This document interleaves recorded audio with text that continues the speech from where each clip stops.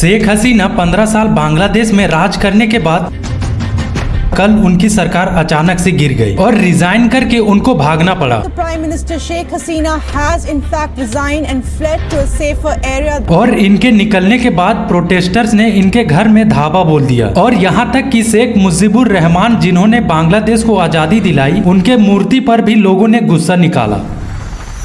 तो शेख हसीना की उल्टी गिनती शुरू होती है। एक स्टूडेंट प्रोटेस्ट से शुरुआत हुई थी इनकी सरकार की कोटा सिस्टम के खिलाफ। वे कोटा सिस्टम जिसके अनुसार 56% नौकरियां बांग्लादेश के पब्लिक सेक्टर में रिजर्व्ड है, अलग अलग सेक्शन और सोसाइटी के लिए। इसका मतलब 44% ऐसी नौकरियां हैं जिसमें मेरिट के बेसिस पर नौकरी मिल सकती है। और ये सिस्टम इंडिया से अलग है क्योंकि यहाँ पर कास्ट के बेसिस पर नहीं बल्कि फ्रीडम फाइटर के बेसिस पर हो रही है, जिसमें 30% रिजर्वेशन थे गवर्नमेंट जॉब के लिए। तो ये कोटा सिस्टम से शेख हसीना को इतना लगाव क्यों है? वे इसलिए क्योंकि वे अपने लोगों को सिविल सर्विस और गवर्नमेंट जॉब में आसानी से घुसा सके। और यहीं से प्रोटेस्टर्स ने शेख हसीना को डिक्टेटर कहकर पुकारने लगे। और स्टूडेंट जब प्रोटेस्ट कर रहे थे तभी इन लोगों ने सामना किया शेख हसीना के गुंडों से, जिनको स्टूडेंट अवामी लीग कहा जाता है। और इन गुंडों ने स्टूडेंट को मारना शुरू किया। उसी टाइम इंटरनेट को भी बंद करवा दिया गया, जिसमें 1000 स्टूडेंट को मार दिया गया और 1000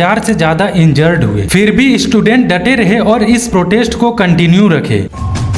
एंड फाइनली सुप्रीम कोर्ट ने 21 जुलाई 2024 को इस बात की रूलिंग दे दी कि वापस से इस डिसीजन को हटा दिया जाए और सिर्फ 5% रिजर्वेशन को रखा जाए। अब स्टूडेंट की डिमांड कम्प्लीटली पूरी हो जाती है और वे इस प्रोटेस्ट को रोक देते हैं। लेकिन कुछ ही दिन बाद स्टूडेंट वापस से प्रोटेस्ट करने लगते हैं और इस बार इनकी 9 मांगे थी, जिसमें यह था कि शेख हसीना सरकार को माफी मांगनी होगी उनकी वायलेंस के लिए, और जो भी जिम्मेदार है स्टूडेंट की हत्या के लिए उनको सजा सुनाई जाए। उन्होंने ये भी मांगे रखी कि इंटरनेट कनेक्शन को रीस्टोर कर दिया जाए, यूनिवर्सिटी और कॉलेजेस को भी रीओपन कर दिया जाए, एंड जितने भी प्रोटेस्टर्स को अरेस्ट किया गया है उनको भी छोड़ दिया जाए। और ये मांगे 4 अगस्त आते आते एक एजेंडा बन जाती है। और ये एजेंडा था कि शेख हसीना को गद्दी से हटाया जाए, लेकिन सरकार ने रिप्लाई दिया वायलेंस के साथ। एंड 4 अगस्त को इतना भयानक वायलेंस हुआ जिसमें 100 से ज्यादा जाने गई। फिलहाल ढाका में कर्फ्यू लागू है।